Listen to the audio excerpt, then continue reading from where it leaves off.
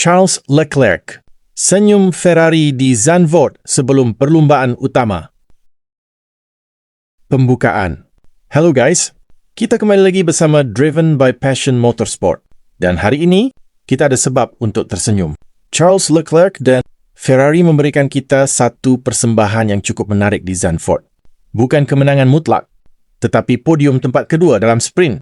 Dan yang lebih penting, Charles menunjukkan bahawa Ferrari masih mampu memberikan tekanan kepada Mercedes dan McLaren. Okey guys, kita segmen 1. Semalam George Russell memang cukup kuat. Dia bermula dari pole position dan akhirnya membawa Mercedes meraih kemenangan sprint. Tetapi di belakangnya, Charles Leclerc tidak mahu sekadar menjadi penonton. Ferrari semakin hidup apabila perlumbaan memasuki fasa akhir. Dan pada pusingan ke-18, Charles menyerang Lando Norris. Masuk ke seleko pertama, Ferrari itu meluncur ke hadapan dan yes, Leclerc berjaya mengambil tempat kedua. Itulah Charles Leclerc yang kita kenal. Tenang, berani, tetapi apabila peluang datang, dia terus menyerang.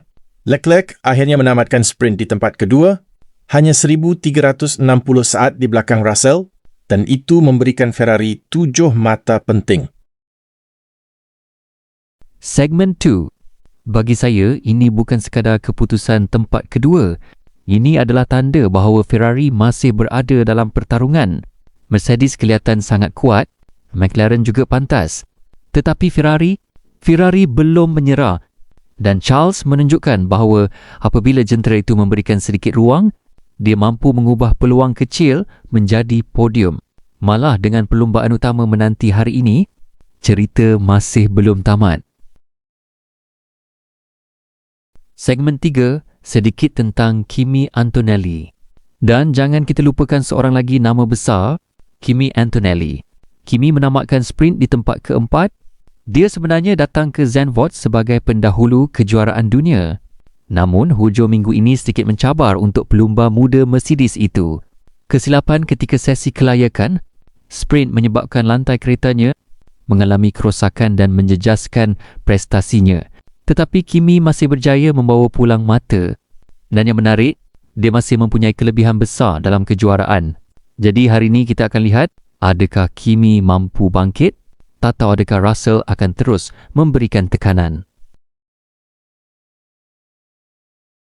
Kita ke segmen 4 guys.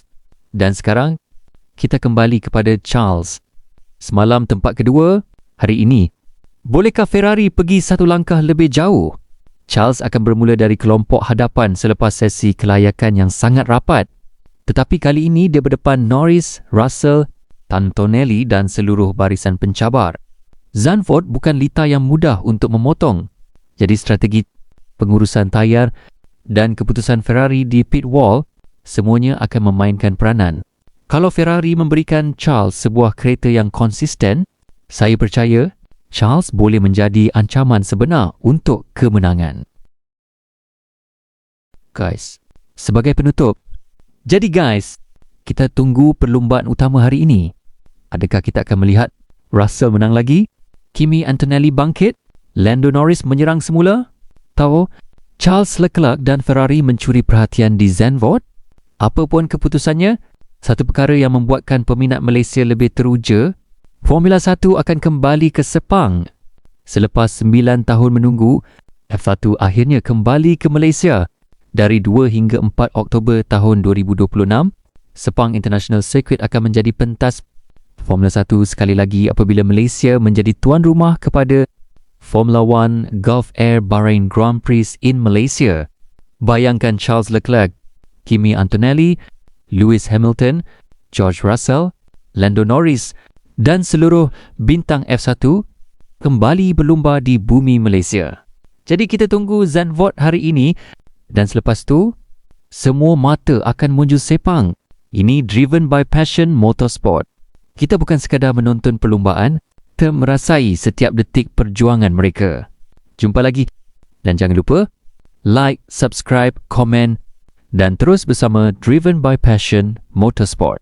See you at the next race.